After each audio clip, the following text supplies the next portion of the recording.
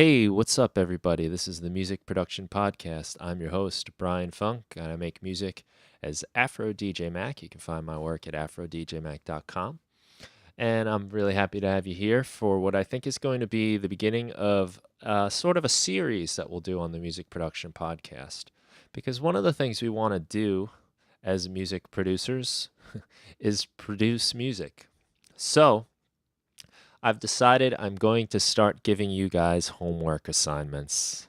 Yes, that's right, homework. But the kind of homework that will make you get to work, make you do things, make you try things maybe you wouldn't have normally tried, so that you can come up with new ideas and keep things fresh. And I think that's a super important thing, at least for me when I'm doing music, is I like to keep things fresh. I like to try new things.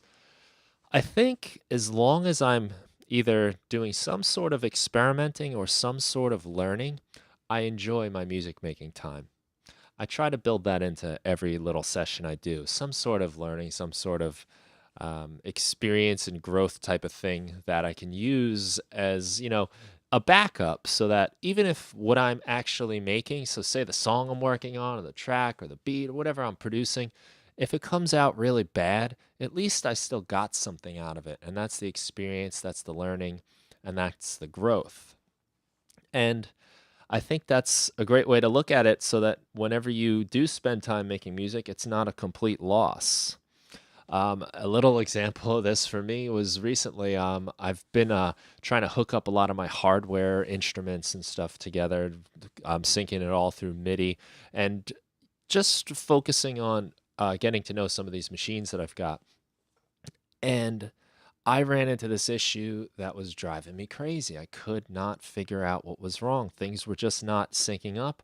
And then on top of that, once I got things syncing up, I was getting pretty frustrated because I'm getting all these like conflicted MIDI messages interacting with all my different machines. So I turn a knob on one thing, and then all of a sudden the volume on the other thing goes down. Or I change an effect here, and now something else is just shooting out MIDI notes randomly, and I have no idea why. I was kind of losing my mind, to the point where like, you just want to like give it all up and just go back to like the simplest, most basic things. Just I'm only gonna play acoustic guitar ever again, one of those feelings. I think we all go through that at certain times where you're just really struggling with the technicalities of the equipment, not even like actually using them, but just hooking things up and trying to figure out why it wouldn't work. And I think one of the things I've ultimately discovered is I had a problem with this new audio interface that I was working with. Just seemed to be causing more problems than it was worth.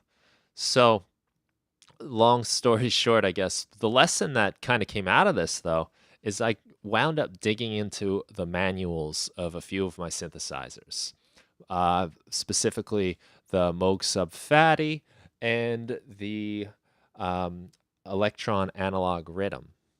Now, these are, especially the rhythm.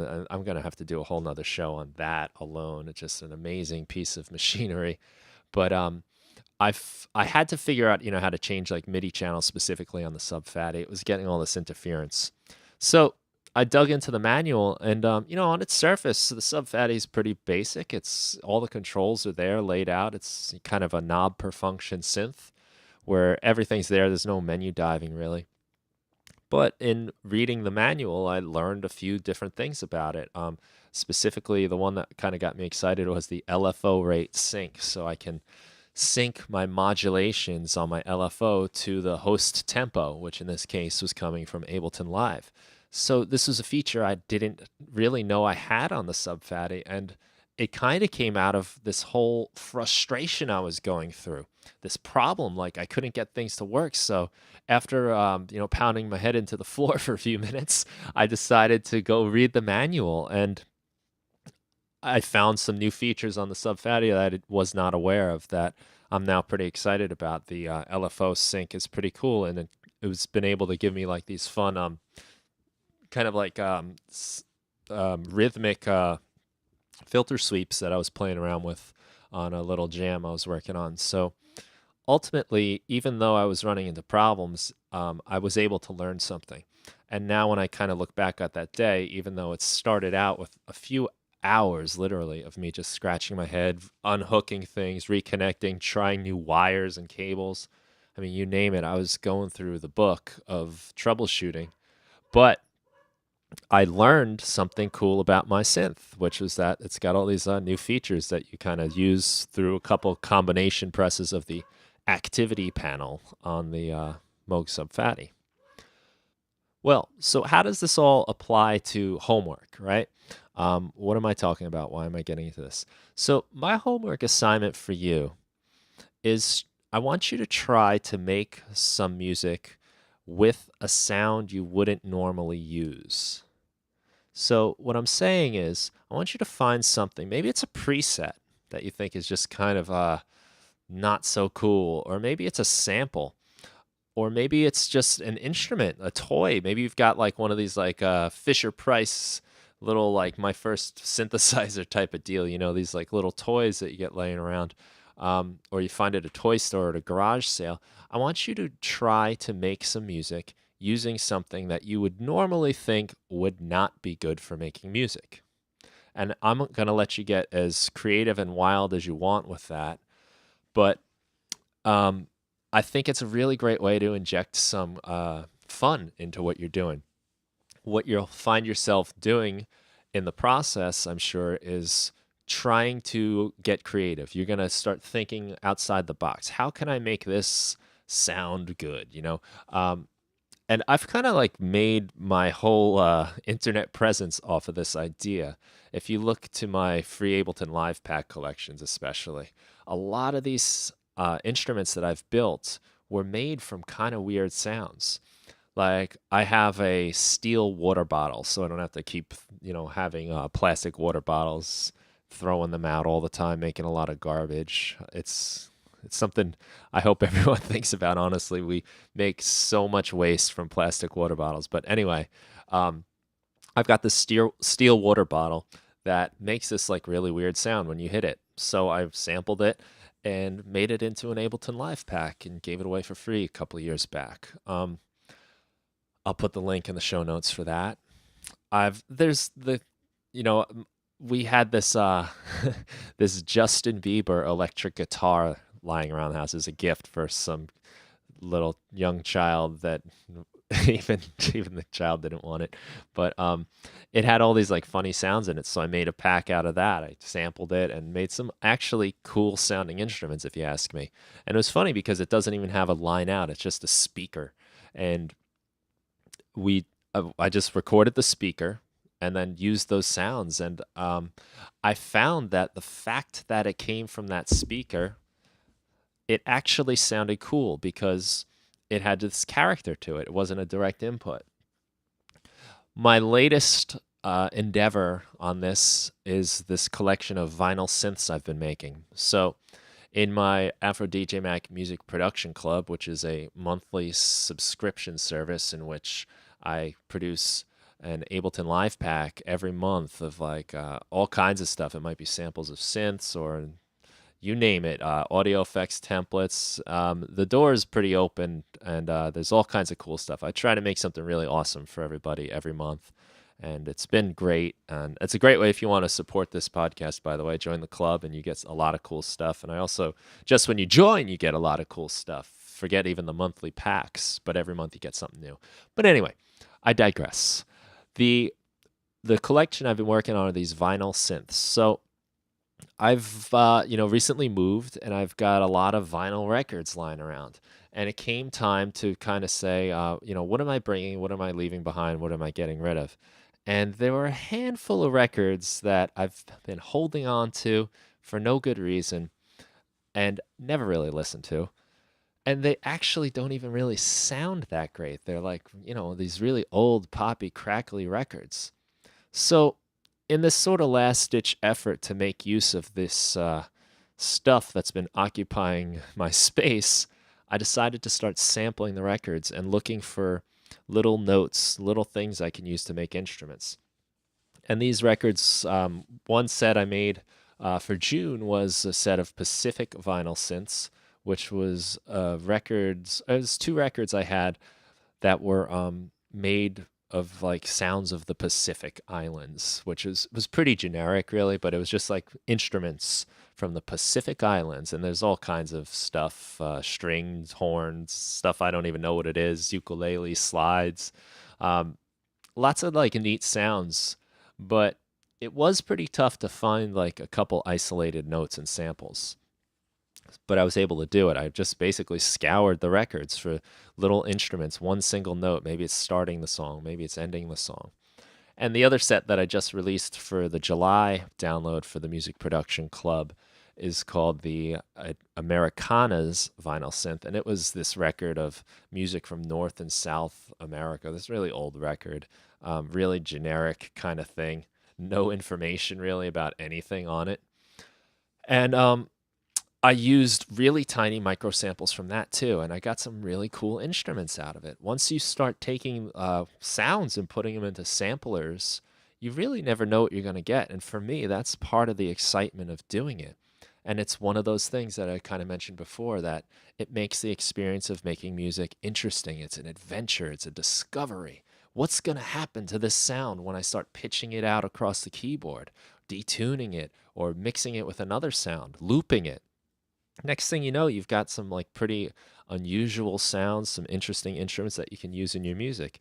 And I'm really psyched about the two sets of vinyl synths packs that I made for the club, because they're just, I think it's total 60 instruments between the two. And they just, maybe it's 50, I gotta double check that. But they just have so much cool character, and there's the little crackles of the vinyl within the loops, and there's the little like kind of warpiness of the record, because again, they're old. They've been around probably longer than I have. And there's just all this charm that comes out of it. And even though they're these tiny little samples, there's just life in them. So it's kind of like the most recent experiment I've done with things that I kind of didn't know was going to come out cool. And I guess that's what I want you to try to do for your homework assignment this week, is to find something that you would normally decide is not really good for making music. It could be anything. It could be something you sample and make into an instrument and then make a song out of it. It could be just a weird instrument that you try and use. Now, what's kind of the cool thing I think about these days is you don't necessarily have to play an instrument. You can use an instrument. And that's kind of how I describe my keyboard skills to people. They'll ask me, "Can you play the piano?" And I'll say, "No, but I use the piano." And what I mean by that is I can, like, play a couple notes, throw it together if I have to manipulate the samples and chop them up and whatever, but I'll make use of the instrument. So I want you to do that.